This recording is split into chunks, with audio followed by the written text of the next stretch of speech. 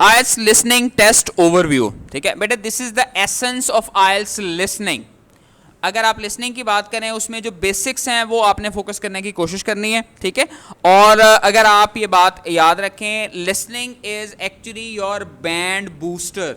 You can easily get 9 bands by practicing again and again, okay, because in this you will have to attempt 40 question and you can even get 40 out of 40, and luckily if you get 39, even then you will get 9 bands, यानी एक mistake की बहरहाल आपके पास गुंजाइश मौजूद है इसमें, ठीक है। तो इसमें बेटे चाहे आपने IELTS जनरल कर रहे हैं, चाहे आप IELTS एकेडमिक कर रहे हैं, ये सब के लिए क्या है, सेम है, ठीक है।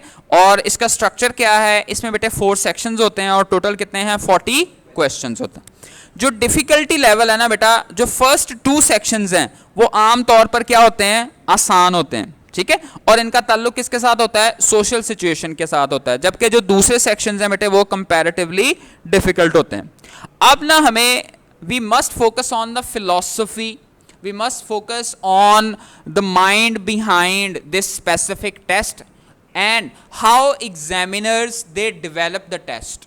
आपको ये जरूर पता होना चाहिए कि ऑडियो अभी चली नहीं है, आप सेक्शन 1 में हैं, लेकिन आपको ये जरूर पता होना चाहिए ये जो ऑडियो चलने वाली है किस चीज के बारे में होगी, क्या हो सकता है, ठीक है बेटा। तो first one is this section involves a social everyday situation, so it won't be any laboratory और एनी टेक्निकल टर्म्स वो नहीं यूज की जाएंगी। दूसरा क्या है, how many people would speak, 2 speakers, तो 2 लोग आपस में क्या कर रहे होंगे, कन्वर्सेशन बेटा कर रहे होंगे, ठीक है।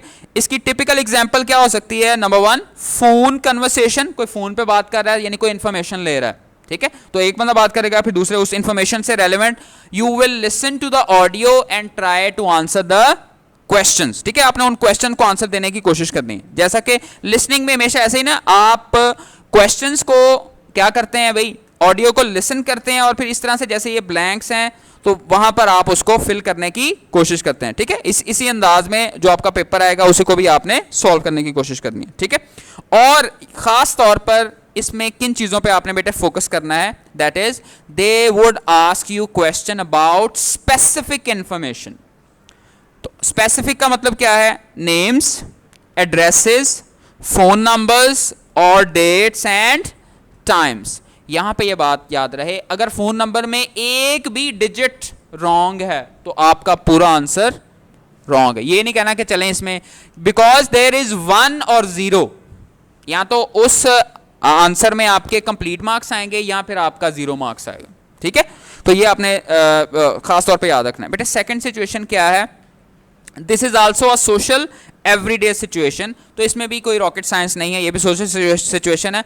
1 स्पीकर, यहां पर कितने लोग बोलेंगे भाई, 1 speaker. So however it features only 1 speaker. पिछले में सेक्शन 1 में कितने लोग बोलते हैं, 2। अब जो ही आपको पता है कि सेक्शन 2 स्टार्ट होने वाला है, इसमें ये जान छूटी कि पता नहीं फलां ये कह रहा है, वो ये कह रहा है, ये तो मसला नहीं है, वो ये पूछेगा फिर इसने ये जवाब देना, ऐसा नहीं है। एक ही बंदा क्या कर रहा है, मोनोलॉग है, वो एक ही बंदा उसको बेटा एक्सप्लेन करने की कोशिश कर रहा है, ठीक है।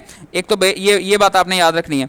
दूसरा क्या है, टिपिकल एग्जांपल बेटे इसकी क्या होगी, is a tour guide explaining a resorts facilities. तो टूर गाइड किसी भी आप जगह पर अगर किसी होटल में, रेस्टोरेंट में जाना चाहते हैं तो उसके हवाले से वो आपको इन्फॉर्मेशन देगा, या किसी चीज़ की बेटा हिस्ट्री बताई जा सकती है, ठीक है। और someone talking about a historical building, ऐसा हो सकता है किसी चैरिटी कंपनी की बात हो सकती है, या ऑर्गेनाइजेशन किसी भी तंजीम की बात हो सकती है, यानी कोई भी अवेयरनेस, कोई भी explanation. Now then those who are attempting IELTS general training, तो they must focus on these 2 aspects, and even the academic student, but just try to score 20 out of 20 because the first 2 sections are easier, ठीक है। तो उन बच्चों के ज्यादा score आते हैं जिनके फर्स्ट 2 सेक्शंस में ज्यादा अच्छे स्कोर आते हैं। खैर नेक्स्ट बेटा देखें सेक्शन 3 क्या है, एकेडमिक कंटेंट। सो एकेडमिक कंटेंट है तो इससे रेलेवेंट जो है बाकी जनरल ट्रेनिंग वालों का पेपर चेंज नहीं है बेटा जी, उनके लिए भी पेपर क्या है, यही है, सेम है, ठीक है। उसमें कहना है this is the first academic section, 3 to 4 speakers, can you tell me it would make your job easier or it would be difficult for you people?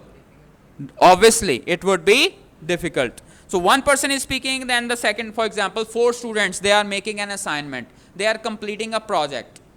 So it would take a lot of courage, time, prediction, knowledge to arrive at the right answer. ठीक है, उसके हिसाब से आपको ये देखना पड़ेगा.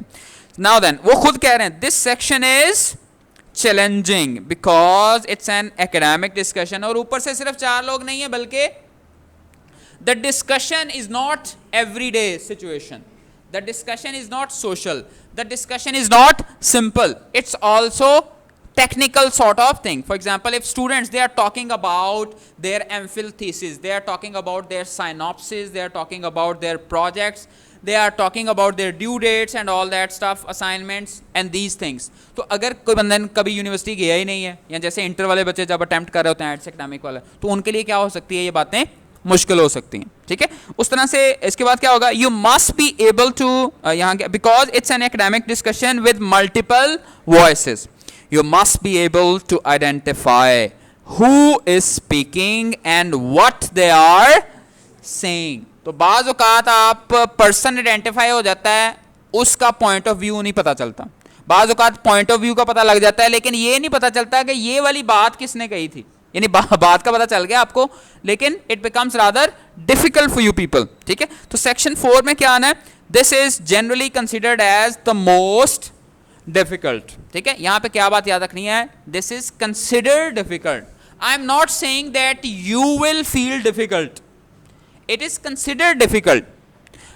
It is also possible that you may find the section 3 most difficult and the 4th one easier.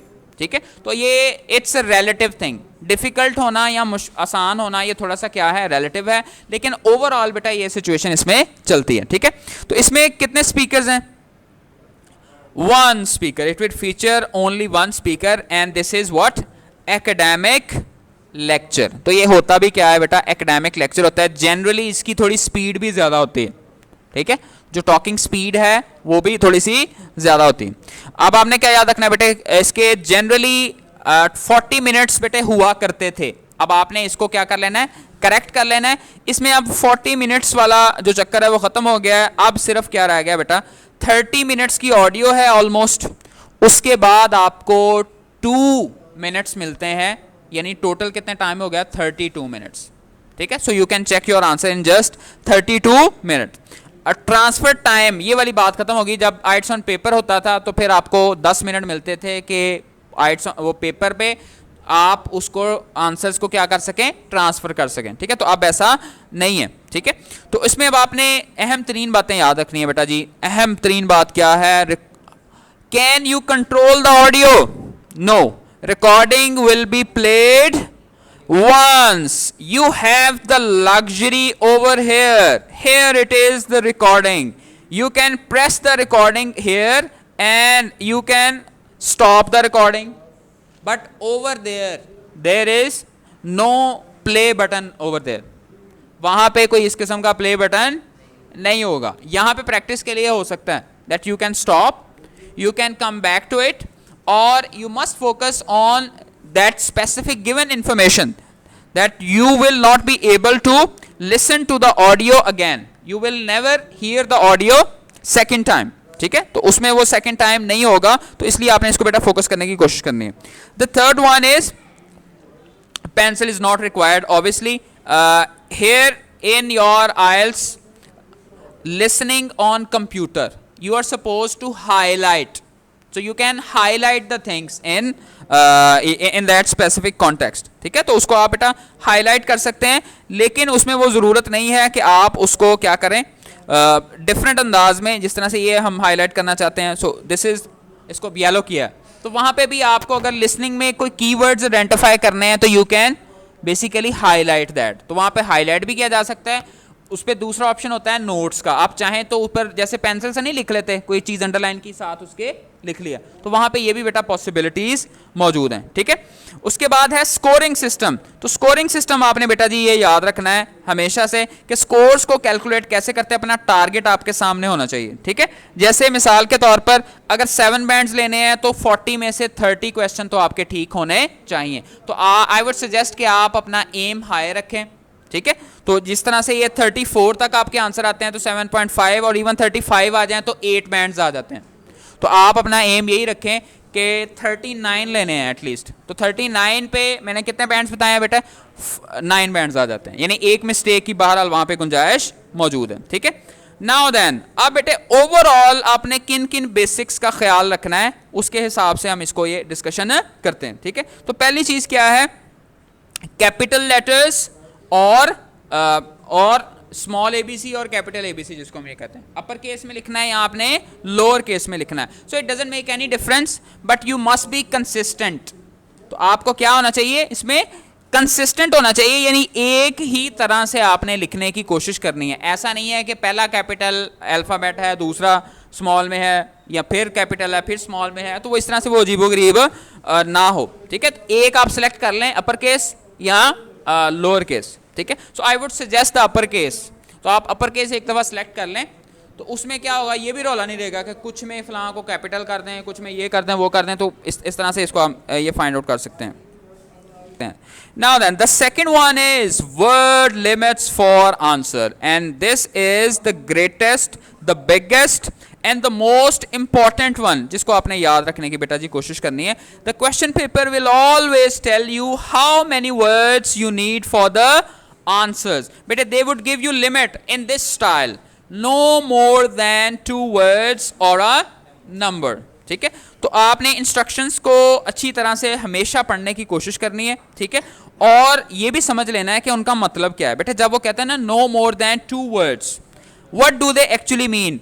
They mean that you can have 1 word, दूसरा यू कैन हैव 2 वर्ड्स, लेकिन 3 लिख सकते हैं आप नहीं। उन्होंने 2 वर्ड्स कहा था ना कि 2 वर्ड्स की लिमिट है, तो 3 नहीं लिख सकते। इस तरह you can have 2 words and a number, ठीक है। जैसे मैं ये कहूं कि 2 स्मॉल चेयर्स, अब इसमें जो 2 है वो नंबर है, स्मॉल और चेयर ये क्या है, 2 वर्ड्स हैं, ठीक है। तो अपर लिमिट इसके हिसाब से देख सकते हैं। Next one, you can have just a number, या अकेला अगर आप नंबर भी लिखना चाहते हैं तो वो नंबर्स भी एक ही काउंट होगा, चाहे 2,85,379 आपने लिखना हो तो ये 5-7 वर्ड्स काउंट नहीं होंगे, ये क्या काउंट होगा, it would be counted as a just a single number. Now be careful with the plurals. असल जो काम आपने करना है, बचना है, वो किससे बचना है भाई, प्लूरल से बचने की कोशिश करनी है कि like a number versus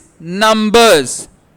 If it says numbers, it might mean you need to write 2 or more numbers. कि आपने हमेशा इंस्ट्रक्शंस को पढ़ लेना है, वहां पर अगर एक लफ्ज हुआ ना तो ये लिखा होगा आ नंबर, ठीक है, अदरवाइज क्या लिखा जाएगा, नंबर्स।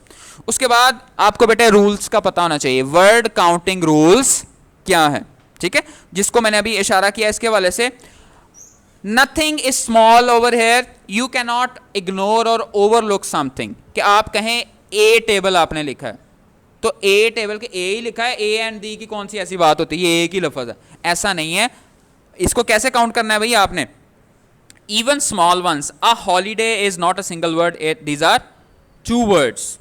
इस तरह a number like 1950 is considered 1, जैसे हम 1950, आप इतने ये 3-4 लफ्ज लिखेंगे ना तो, लेकिन इसको कंसीडर बेटा जी क्या किया जाएगा, ये सिंगल वर्ड है, ठीक है। नेक्स्ट बेटा प्रेपोजिशंस। तो प्रेपोजिशंस को आपने खास तौर पर ये फोकस करने की कोशिश करनी है। The need for preposition depends on the type of question. इसमें सबसे ज्यादा जरूरी क्या है कि आपको किस तरह का बेटे सवाल पूछा गया। जैसे मिसाल के तौर पर for form completion a single word might be enough. तो हो सकता है अगर आपने उन्होंने फॉर्म को कंप्लीट कर रहे हैं, सिर्फ ये बात इंफॉर्मेशन ले रहे हैं, तो उसके लिए एक लफ्ज लिखना भी क्या हो सकता है, काफी हो सकता है, हॉस्पिटल। दूसरा क्या है, for sentence completion the answer must make the sentence grammatically correct. क्या मतलब बेटा? इसका मतलब ये है कि अगर तो कोई फॉर्म फिल कर रहे हैं, अगर तो सेंटेंस पूरा लिखा हुआ है ना, फिर तो हमें इर्द गिर्द देखना पड़ेगा कि यहां पे सिंगुलर लिखना है या यहां पर हमने प्लूरल लिखना है, यहां पे प्रेपोजिशन आनी चाहिए या नहीं आनी चाहिए। अगर अकेला लिखा है फिर तो मसला नहीं है। हाँ, अगर फिक्र में बेटे लिखा हुआ है जैसा कि क्या सेंटेंस कंप्लीशन में, तो आपने क्या करना है, वो लिख के बात पूरी सुननी है, पूरे को पढ़ना भी है। जैसे the best place to meet is, वहां पे अब कल्ला हॉस्पिटल नहीं लिखना, वहां पे अगर 3 वर्ड्स की है लिमिट तो आपको क्या लिखना पड़ेगा, एट द हॉस्पिटल।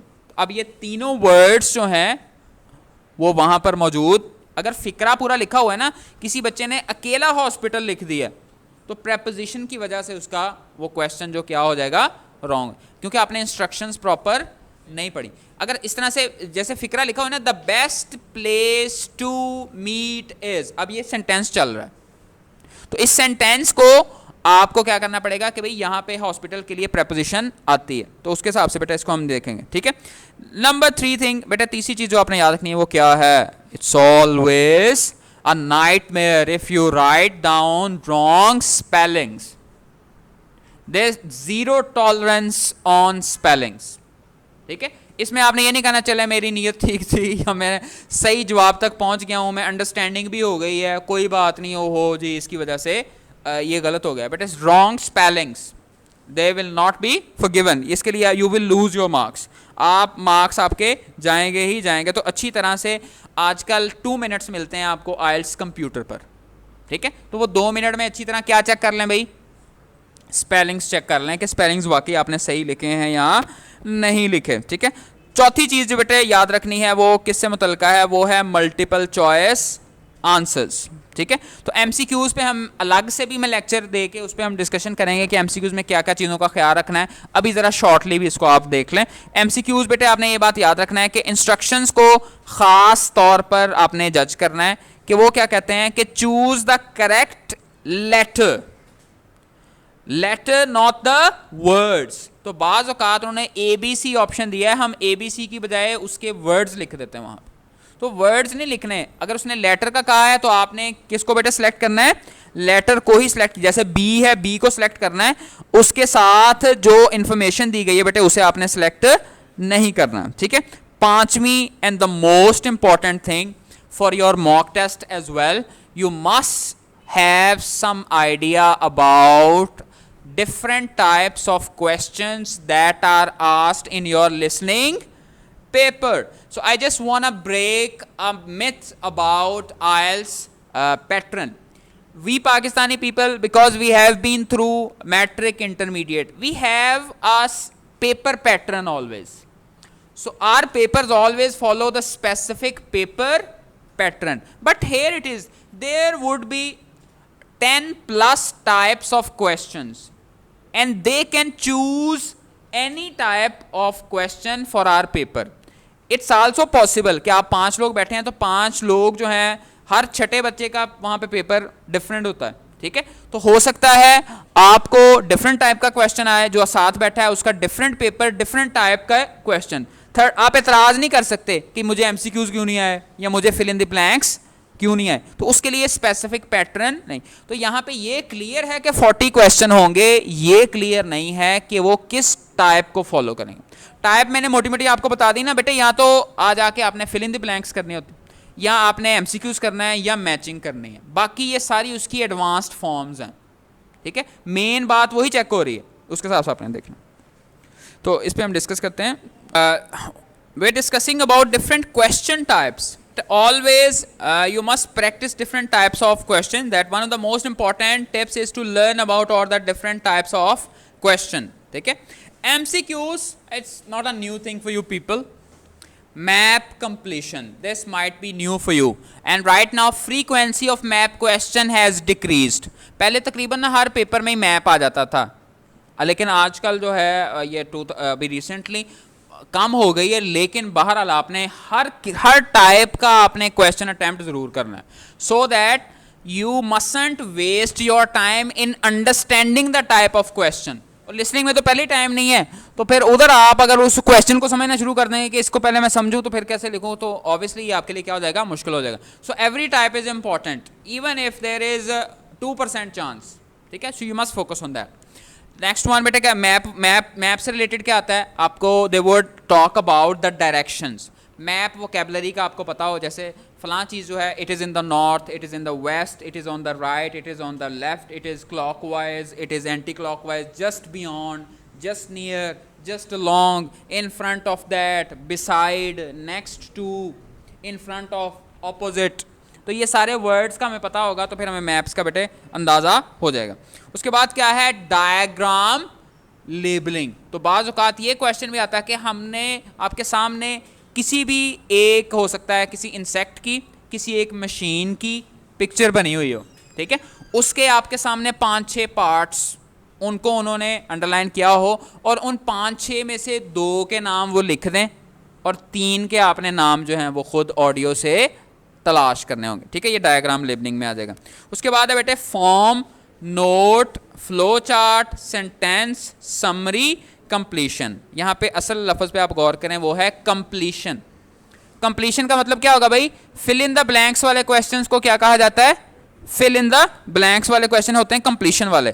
तो बेटा जी हम एक एक लफ्ज़ करके इसके साथ मिलाए जाते हैं. फॉर्म कंप्लीशन, यानी जो ब्लैंक्स हैं ना वो कैसे कैसे आ सकती हैं, वो फॉर्म की शक्ल में बेटा आ सकती हैं, नोट्स की शक्ल में आ सकती हैं, फ्लो चार्ट की शक्ल में आ सकती हैं. फ्लो चार्ट क्या है, एकेडमिक टास्क 1 वालों को पता होना चाहिए. वो जो कल हमने प्रोसेस डायग्राम नहीं पढ़ी थी, एक साइक्लिक प्रोसेस था, एक क्या था, लीनियर प्रोसेस था. तो फ्लो चार्ट में क्या होता है कि एक चीज लीनियर वे में एक स्टेप से दूसरे स्टेप पर क्या करती है, मूव करती है. तो हमेशा हम जो भी प्रोसेस बताएंगे वो क्या होता है, वो फ्लो चार्ट में आता है. फ्लो चार्ट में भी वो ऐसे करते हैं, जैसे फर्ज करें 6-7 प्रोसेस जो है ना, वो 2 को बता दें, फिर 1-2 खाली छोड़ दें, फिर बता दें, फिर, तो यानी आपको साथ साथ हिंट भी मिलता रहता है कि ऑडियो में जो चीज़ें चल रही हैं. ऐसा नहीं होता बिल्कुल ही खाली छोड़ दें, वो आप सारा कुछ ही आपने खुद ही करना, ऐसा नहीं है, आपको हिंट वो ज़रूर बीच में बेटा देते हैं. ठीक है, उसके बाद ये सेंटेंस कंप्लीशन है. तो एक है जो अभी हमने बात की, वो प्लूरल्स का ख्याल रखना है, प्रेपोजिशन का, कि अगर अकेला लफ्ज़ लिखना है तो और बात है, अगर फिक्रा पूरा है तो फिर फिक्रे के हिसाब से आपने उसको जज करना होगा. कि यहाँ पे मसलन 2 तरह की गलतियां होती है ना, प्रेपोजिशन वाली जो भी हमने पढ़ ली. दूसरी गलती होती है सिंगुलर और प्लूरल वाली, कि सेंटेंस में अगर लिखा हुआ है कि there is a dash in class, अब जहां पे ए लिखा हो देयर इज अ, यानी तो वहां पे आगे बताएं सिंगुलर आना चाहिए या प्लूरल, फिर सिंगुलर आना चाहिए. तो अब आपको फिक्रे के हिसाब से अंदाजा हो जाना चाहिए. या देयर वर डैश थिंग्स, अब वर लगा हुआ है तो अब आप उससे रेलेवेंट जो है उन चीज़ों को बेटे इन्फॉर्मेशन को बताना है. ठीक है जी. उसके बाद समरी कंप्लीशन आ गया. और समरी कंप्लीशन में क्या होता है बेटे, समरी कंप्लीशन में वो बेसिकली किसी भी एक टेक्स्ट की आपको क्या देते हैं, समराइज्ड वे में एक पूरी कहानी या स्टोरी या पैराग्राफ होता है जिसमें कंटिन्यूअस सेंटेंसेस लिखे हैं. सेंटेंस कंप्लीशन में तो ऐसा था ना, एक फिक्रे का दूसरे से, दूसरे का तीसरे से, उस तरह से कोई लिंकिंग वर्ड के जरिए ताल्लुक नहीं है, वो पैराग्राफ नहीं था. लेकिन पैराग्राफ में हर एक फिक्रा दूसरे के साथ क्या होता है, लिंक होता है, वो स्टोरी की तरह. तो उसमें वो क्या करते हैं, वो ना पूरी समरी सी है, बीच में जहां दिल करता है ब्लैंक्स छोड़ देते हैं. तो आपने उसका कॉन्टेक्स्ट पढ़ के और ऑडियो सुन के फिर ये अंदाज़ा लगाना होता है कि फलां जगह पर ये वर्ड क्या है बेटा मिसिंग है. ठीक है, ये समरी कंप्लीशन में. उसके बाद आपको बेटा शॉर्ट आंसर्स भी बाज़ औक़ात आते हैं कि आपको which is the most difficult thing when you go abroad, या what are the challenges that you face when you go abroad, ऐसे लिखा होता है नीचे, फिर 1 और 2 लिख देंगे. तो आपने ये लफ्ज़ ज़हन में रखना है और साथ ऑडियो सुननी है और नीचे क्या बता देना है कि उसके वाले से कैसे आएगा. ठीक है. उसके बाद है बेटा आपने ये जो डिफरेंट काइंड्स हैं उसमें क्या आता है, टेबल कंप्लीशन वाला. ठीक है, तो जैसा आपके सामने ये टेबल कंप्लीशन वाला क्वेश्चन था, इसको हम ये देख लेते हैं. जैसे ये टेबल बना हुआ है, इस टेबल से रेलिवेंट जो है वो आपने इन्फॉर्मेशन बतानी. जैसे यहाँ पे नेम ऑफ रेस्टोरेंट है, लोकेशन है, रीज़न फॉर रिकमेंडेशन है और अदर कमेंट्स है. तो जहाँ पर जो इधर बात होगी रीज़न फॉर रिकमेंडेशन में, तो यहाँ पर हम उससे रिलेटेड किसी बेटे रीज़न को ही फोकस करने की कोशिश करेंगे. ठीक है. तो उसके बाद नेक्स्ट चीज़ जो आपने वो याद रखनी है वो क्या है, डेवलप स्ट्रेटजीज. तो आप हमेशा क्या याद रखें कि हर टाइप ऑफ क्वेश्चन के लिए ना थोड़ी सी टेक्निक क्या करनी पड़ती है, चेंज करनी पड़ती है।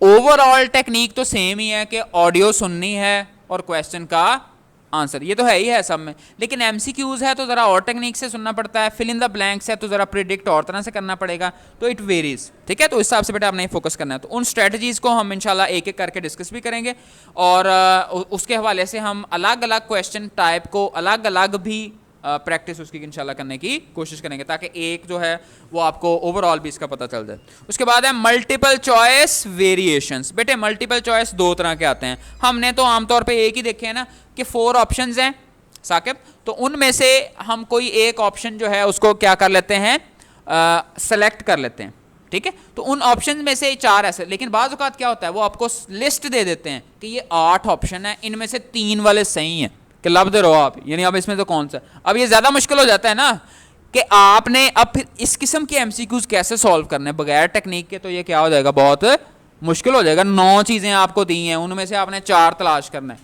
तो आपके ज़हन में होगा चलो ये 4-4 करके ये 5 सवाल बना लेते, अलग अलग पूछ लेते लेकिन उन्होंने क्या किया, 9 इकट्ठे ही दे के उनमें से कहा है इन 9 में से ही आप 4 को सेलेक्ट करो, ठीक है। तो आपको बेटे उसके हिसाब से भी इसको ये स्ट्रेटजीज जो हैं वो देखनी पड़ेंगी, तो इन वेरिएशंस को आपको पता होना चाहिए। नाउ देन छठी बात बेटे जो आपने हम याद रखनी लिसनिंग के हवाले से, वो क्या है, don't try to understand everything. Listening and reading is all about answering the question, it's not your general knowledge, it's not about your English and how much do you know about English, no, you have to answer just 40 question. In other words, even if you don't have the best of the vocabulary, if you don't have the best of grammar in the world, but you are able to locate the correct answer, that's enough. यानी बेटे हमारा क्या दिल करता है, जो चीज़ हमारे सामने हम उसकी ट्रांसलेशन करें, पहले हमें पूरी बात समझ आनी चाहिए। और भाई लिसनिंग में हर बंदे की पूरी बात समझ में आना ज़रूरी नहीं है। आपने क्या फोकस रखना है, जो कुछ टाइम मिलता है इसमें मिनी ब्रेक्स होती हैं, क्या आप कहते हैं you have some time to look at questions from 1 to 10, वो 30 सेकंड्स के लिए खामोश हो जाते हैं। आप उस टाइम क्या कर सकते हैं, you can predict the answer. इस पर मैं अलग लेक्चर दूंगा, how to predict the answer, ठीक है। प्रिडिक्शन वाला अलग से हम डिस्कस करेंगे। फिलहाल आप ये याद रखें, इस टाइम को आपने क्या करना, हर चीज़ को सुनने पर आपने टाइम वेस्ट नहीं करना, ठीक है। तो आप क्या करें, फोकस ऑन आंसर्स। स्पेसिफिक चीज़ें कि आपने नाम है तो नाम तलाश करें, वहाँ पे उसने पूछा हुआ है एड्रेस, फलां चीज़ का क्या है एड्रेस है, या फर्स्ट करने लिखा हुआ है पोस्ट कोड, आप बता सकते हैं फिर क्या आएगा उसमें। अगर पोस्ट कोड लिखा हुआ है तो वर्ड्स आएंगे, बोलेगा तो वो है ही है ना। हाँ, वो हम एक्सपेक्ट क्या करते हैं, किसी चीज़ का कोड है तो वो नंबर्स में आएगा, तो वहाँ पे 1 2 3 काउंटिंग वाला कोई क्या होगा। किसी का मोबाइल नंबर है तो उसमें भी क्या वो काउंटिंग वाला मतलब आ सकता है, ठीक है। किसी का अगर एड्रेस में वर्डिंग लिखी हुई है डैश कॉलेज, तो डैश कॉलेज में अब 21 कॉलेज नहीं होगा, बेसिकली उससे पहले किसी ना किसी वेस्टर्न कॉलेज या कोई और किसी गवर्नमेंट कॉलेज का क्या होगा, नाम होगा, वो नेम होगा, ठीक है बेटा। तो आपने इसको ज़रा फोकस करने की कोशिश करनी है, सवाल के हिसाब से आप ये देखें, ठीक है। तो नेक्स्ट क्वेश्चन है वो, that is prepare questions before listening. This is how to predict your answers. This is the most important task in your listening paper. If you can predict the answer, so you can easily nail this specific task. I mean, out of all these tips, the most important one is predict the answer. उन्हीं बच्चों के जवाब बेटे ठीक होंगे जो क्या करते हैं, जो सेकंड्स में मिनी ब्रेक्स आपको मिलती हैं, या वो पहले से ज़हनी तौर पर एक्सपेक्ट कर लें कि इसका ये वाला जवाब हो सकता है, ठीक है। तो उनको ज़रा ज़्यादा आसानी के साथ कॉन्टेक्स्ट को समझकर वो बेटे उसको कर लेंगे, ठीक है। अब हम क्या कर सकते हैं, before each section of audio begins you will be given time to prepare questions, ठीक है। जैसे वो कहते हैं you have some time to look at the question for 1 to 10, आजकल ज़्यादातर वो ना 10 questions इकट्ठे ही कह देते हैं। you have some time to look at the question from 1 to 10. so how many sections in our listening में कितने होते हैं sections? 4. तो हर सेक्शन के बाद भी अगर 30 सेकंड्स आपको मिले तो बार बार आपने इसको ये देखना है। तो पहले 30 में ये 40वें सवाल पे नहीं आपने चले जाना है कि उधर देखना शुरू कर, तो ऐसा नहीं है। इसमें ये भी बात याद रखना है कि audio always follow the sequence of the questions. ऐसा नहीं होगा 35वें का जवाब पहले आ गया, फिर 30th का, फिर 20th का, फिर चौथे का, फिर ऐसा नहीं होगा। Audio will always follow the sequence of questions, ठीक है। उसके बाद बेटा आपने क्या याद रखना है, train yourself to prepare quickly. Now it's all about practice. तो इसमें आप जितनी ज्यादा लिसनिंग वाले टेस्ट हल करेंगे उतना जल्दी होगा कि 10 सेकंड में मुझे क्या पता चलेगा। शुरू शुरू में आप यही सोचेंगे कि अब मैं क्या करूं, 10 सेकंड में मैं कैसे पढ़ूं, या मैं 20 सेकंड में क्या पढ़ूं, मुझे इसका क्या पता चल रहा है। तो ऐसा नहीं, आपने क्या करना है बेटे, just try to utilize the time. वो टाइम को आप पढ़ें, फिर उस टाइम को पढ़ने के बाद आप फौरन जो शुरू वाले फर्स्ट 1 2 3 हैं उधर आ जाए। मसलन आप अभी क्वेश्चन पढ़ रहे थे, अभी आप छठे क्वेश्चन पे पहुंचे हैं तो ऑडियो स्टार्ट हो गई है। अब आपने ये नहीं कि मैं पूरे 10 करके ही वापस आना है, नहीं नहीं, उसे दफा करें, जो नहीं पढ़ा गया वो ना से ही आपने फौरन जो पहले 3 है उधर आ जाए, 1 2 3, क्योंकि आपको ये तो पता है ना कि सारे सवाल कैसे आएंगे, सीक्वेंस। ये पॉसिबिलिटी है जब आपको पहलों के जवाब मिलना शुरू हो जाए तो उसी पैटर्न पे बेटा नेक्स्ट भी आपके आंसर्स आ सकते हैं, ठीक है। तो इसमें आप क्या कर सकते हैं बेटा, अंडरलाइन द कीवर्ड्स। यहां पे कीवर्ड्स को हम अब अंडरलाइन की बजाय क्या करते हैं, वहां पर भी बेटे ऑप्शन होगा कि आप उसको क्या कर सकते हैं, हाईलाइट कर सकते हैं, ठीक है। तो आपने उसको हाईलाइट करना है तो आप उसको हाईलाइट कर सकते हैं, कोई नोट लिखना है तो आप नोट लिख सकते हैं, ठीक है, कि जो आप उसमें सुनेंगे। दूसरा क्या है, look for paraphrases. IELTS is equal to paraphrasing, ठीक है। इसमें आप जो मर्जी कर लें, इसमें पैराफ्रेजिंग तो बहरहाल ये आपकी आनी ही होती है। मिसाल के तौर पर बेटा, अगर उन्होंने क्वेश्चन के अंदर वर्ड यूज किया हुआ है built, when this building was built, audio में जरूरी नहीं है बिल्ट का लफ्ज ही है, ऑडियो में क्या आ सकता है, कंस्ट्रक्टेड, ठीक है। तो कोई भी वर्ड उससे रेलेवेंट आ सकता है। तीसरा क्या है, आइडेंटिफाई आंसर टाइप, ये बहुत इंपॉर्टेंट है। अगर आप इसको बेटा फोकस कर लें तो आपके लिए बहुत इजी हो जाएगा। मसलन consider what type of answer you need, for example a person, a place, a number और अ स्पेसिफिक डिटेल। अभी मैंने बताया था, ये तो आपको अंदाजा हो ही सकता है ना कि यहां पर क्या नाम आएगा। जैसे कोई आप फॉर्म कंप्लीट कर रहे हैं, वहां पे एक साइड पे क्या लिखा हुआ है, नेम, तो नेम के आगे नंबर तो नहीं आएगा, पहले उस बंदे का नाम ही आएगा, ठीक है। तो उसको आप फोकस कर सकते हैं। तो इस तरह से आपने इस आहिस्ता आहिस्ता से इसको प्रिपेयर करना है। नेक्स्ट वन बेटे आपने ये याद रखना है कि be prepared for answer pacing. Answer pacing का क्या मतलब है बेटा, it means that there would be some questions that would come together, 1 2 3, हो सकता है एक ही फिक्रे में 2 3 4 इकट्ठे जवाब आ जाएं और ना आने हों, वो 30 सेकंड बोलता रहे और आपका जो रेलेवेंट जवाब है वो ना आए, ठीक है। तो ये आपने ये याद रखना है उस स्पेसिंग के बाद। आंसर्स कैन कम क्विकली, तो इसमें बेटे इंटरवल्स रेगुलर नहीं है कि पहली 2 लाइनों के बाद पहले का जवाब आएगा, फिर नेक्स्ट 2 के बाद दूसरे का, फिर 10 सेकंड के बाद तीसरा, फिर 10 सेकंड के बाद चौथा, ऐसा नहीं है। हो सकता है 20 सेकंड कोई भी जवाब ना आए और फिर अगले 10 सेकंड में 4 जवाब आ जाए, कुछ भी हो सकता है, ठीक है। उसके हिसाब से आपने ये फोकस करना है। Next, keep eye on next question.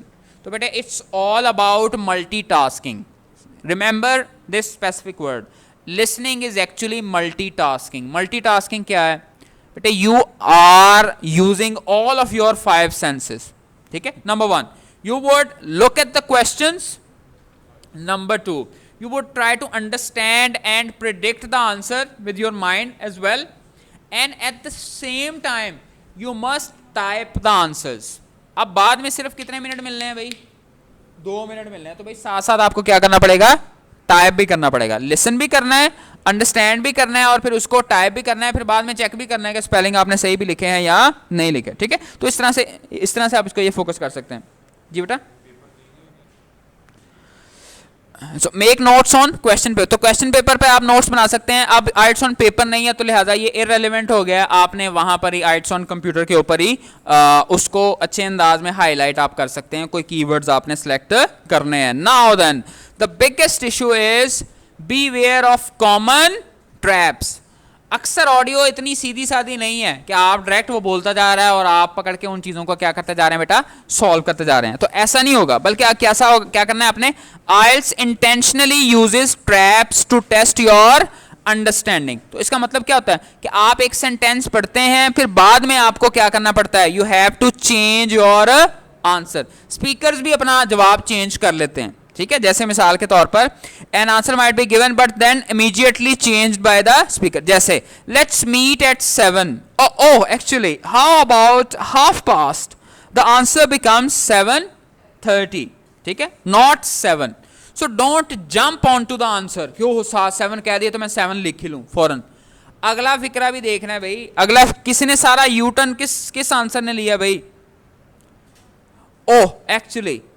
अब ये एक्चुअली भी क्या क्लैरिफिकेशन के लिए भी आता है ना, और ओह भी वो बता रहा है कि ओह नहीं भाई 7 बजे तो मसरूफियत होगी, तो उसने क्या कर लिया बेटे आंसर चेंज। तो अगर किसी ने 7 लिख लिया है और 7:30 नहीं लिखा तो क्या हो जाएगा बेटा, उसका रॉन्ग हो जाएगा।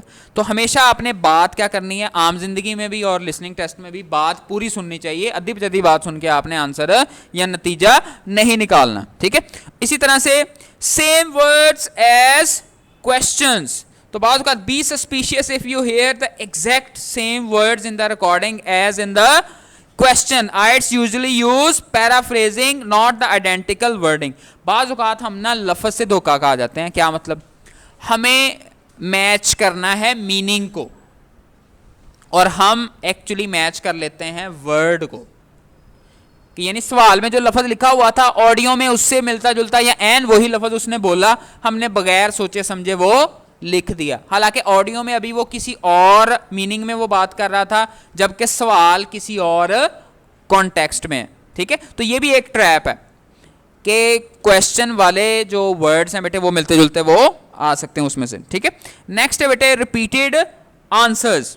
तो इसमें क्या होता है कि बाज़ औक़ात आपको वो एक जो आंसर्स पहले हो चुके हैं उनको क्या किया जाता है, रिपीट किया जाता है। क्योंकि लेक्चर होता है ना, जब चौथे हिस्से में या ये सेक्शन 3 के अंदर जब ये डिफरेंट वर्ड्स या डिफरेंट स्टूडेंट्स जो हैं वो किसी एक टॉपिक को डिस्कस कर रहे हैं, तो उसके हवाले से वो किसी चीज़ की क्लैरिफिकेशन के लिए भी उसको बेटे क्या कर सकते हैं, दोबारा से बता सकते हैं, ठीक है। So the next one is pay attention to plurals. तो ये सबसे अहम बात ये भी है कि आप राइटिंग में लिखें तो सिंगुलर लिखना है या फिर प्लूरल लिखना है, ठीक है। आपने कान खोल के क्या सुनना है भाई, उसने एस लगाया है साथ या नहीं लगाया, ठीक है। स्टूडेंट कहा है या स्टूडेंट्स कहा है, ठीक है। स्टूडेंट कहा है या स्टूडेंट्स कहा है। Sometimes the grammar of the sentence completion question can also indicate if a plural is needed. अगर थोड़ी बहुत आपकी ग्रामर अच्छी है तो आप अपने तौर पर भी ज़रा अंदाज़ा लगा सकते हैं कि ये फ़िक्रा जो यहाँ पे दिया गया ना, मैंने आपको पहले बता दिया, अगर फॉर्म शाम है अकेला अकेला ही फ़िक्रा लफ्ज़ लिखा है, उसके इर्द गिर्द कोई लफ्ज़ नहीं है, तो फिर तो आप सिंगुलर लिख दें या प्लूरल, को इतना फ़र्क नहीं पड़ता। लेकिन अगर वो सेंटेंस है तो आपने ये ध्यान रखना है यहाँ पे सिंगुलर लगा के फ़िक्रा पूरा हो रहा है या फिर प्लूरल लगा के, ठीक है। और आप सबके लिए ग्लैड टाइडिंग्स और खुशखबरी जो है वो ये है कि there is no negative marking in IELTS. You can just make a wild guess, you can make a blind guess, or you can just answer the way you like. In other words, खाली छोड़ के कोई नहीं आना answer. आपको for example audio थोड़ी सी miss हो गई है, पता नहीं चला, आप कुछ हिस्सा उसका फिल वक्त छोड़ के नेक्स्ट चीज़ें हल तो कर लें, लेकिन एंड पे जो 2 मिनट मिलने हैं ना, ऊपर वाले और नीचे वाले आंसर देख के क्या कर लें, थोड़ा सा गेस लगा लें, ठीक है। तो वो छोड़ना कुछ नहीं है इसमें जो छोड़ के आते हैं उनके फिर जो पासिंग मार्क्स है बहुत, हाँ जब आपने गेस लगाया तो वो तो सही हो ही सकता है। मसलन कोई किसी की ज़्यादा मासूम इंग्लिश है और उसे एमसीक्यूज बिल्कुल नहीं आते, एमसीक्यूज की उसको समझ नहीं लगी कि सेक्शन 3 में फर्स्ट बंदा ये कह रहा है, सेकंड ये कह रहा है, थर्ड ये कह रहा है, तो बेटा जी कोई बात नहीं भी समझ लगी तो एमसीक्यूज है ना। जब एमसीक्यूज हैं और उसमें अगर 3-3 ऑप्शन दिए हैं, उसने 4-4 ऑप्शन दिए हैं, तो छोड़ के नहीं आने वहाँ पे आप अल्लाह का नाम लेके उसके बाहर आल एमसीक्यूज के आप क्या लगा दें। तो उसमें कैसे तुक्के शुक्के लगा सकते हैं, ये अलग से टॉपिक है, उसको भी हम वो बाद में डिस्कस कर लेंगे कि आपने इंटेलिजेंट गैस करना है, इन्फॉर्म्ड गैस करना है, एवं गैस नहीं कर देना, ठीक है। तो उसके हिसाब से डिफरेंट टेक्निक्स हम इसको इंशाल्लाह अप्लाई करेंगे। उसके बाद है use the example time effectively. पहले एक दौर था कि, और अब भी सम टाइम्स ऐसा होता है, जब लिसनिंग का बेटे पेपर शुरू होता है ना, वो एक क्वेश्चन आपको समझाने के लिए ना खुद सॉल्व करते हैं। जैसे वो कहते हैं कि हम ऑडियो शुरू करने से पहले एक क्वेश्चन जो है वो खुद उन्होंने सॉल्व किया होता है, बाकी 40 क्वेश्चन आगे आपसे होते हैं, आपको समझाने के लिए मिसाल दी जाती है। तो आजकल ये बहुत कम है लेकिन पॉसिबल है, नामुमकिन नहीं है कि आपको मिसाल ना आए। अब जब मिसाल आ रही है तो आप दफा मारे मिसाल को, आपको पता तो है कि लिसनिंग का पेपर कैसे करना है, आपने तो मॉक टेस्ट दिए हुए हैं, तो आपको तो ये टेंशन की जरूरत नहीं है कि भाई कैसे टेस्ट आता है कैसे टेस्ट नहीं आता। तो आप वहां पर जो टाइम उसने एग्जाम्पल पे कम से कम 1 मिनट लग जाता है कि 30 to 1 मिनट से भी अक्सर ज़्यादा भी लग जाता है, तो आप उसी एक आधे मिनट को क्या करें, अगले जो फर्स्ट क्वेश्चंस हैं उनको पढ़ के आप आंसर्स को प्रिडिक्ट कर सकते हैं। ठीक है, तो उसके हिसाब से आपने ये देख लेना। उसके बाद क्या है, get use to voices and check headphones. तो वहाँ पे भी बेटे आपको हेडफोन्स बार बार अच्छी तरह से वो चेक करवा देते हैं, आपने उसको भी अच्छी तरह से चेक कर लेना है कि इस हवाले से कोई इशू है तो नहीं। तो परेशान नहीं होना, वहाँ पे हेडफोन्स चेंज भी हो सकते हैं जब आप उस सेंटर के अंदर जाएंगे। अदरवाइज बहरहाल 2 दफ़ा 3 दफ़ा आप अच्छी तरह चेक कर सकते हैं। कोई ड्यूरिंग पेपर इशू हो जाए तो वो भी आप बता सकते हैं, वहाँ पे स्टाफ मौजूद होता है। सो नो वरीज, इस तरह से आपने वो परेशानी हो ना उसको वो चेक कर लेंगे। ठीक है, उसके बाद है 14 practice different accents. So you people already know that there is a British accent, American accent and cockney, Polish accent, Australian, even there is Pinglish as well. वो हमारे यहाँ जो इंग्लिश हम लोग बोलते हैं वो क्या है, दैट इज कॉल्ड पिंग्लिश एक्चुअली। तो बहरहाल इसमें जनरली आपने याद रखना है almost 80 to 90% British accent is used. ठीक है, तो वो ब्रिटिश एक्सेंट यूज किया जाता है, बाकी बहुत कम आता है। तो इसलिए अगर आप सिंपल ब्रिटिश एक्सेंट को भी प्रैक्टिस कर लें दैट्स इनफ, कोई इतना मुश्किल नहीं है। लेकिन जब आप डिफरेंट टेस्ट वगैरह करेंगे तो उसमें डिफरेंट एक्सेंट्स जो हैं वो आते हैं, इतना ज़्यादा फर्क नहीं होता। बहरहाल आपने एक दफ़ा सुनना उसको ज़रूर है। नेक्स्ट है बेटे use titles on question papers.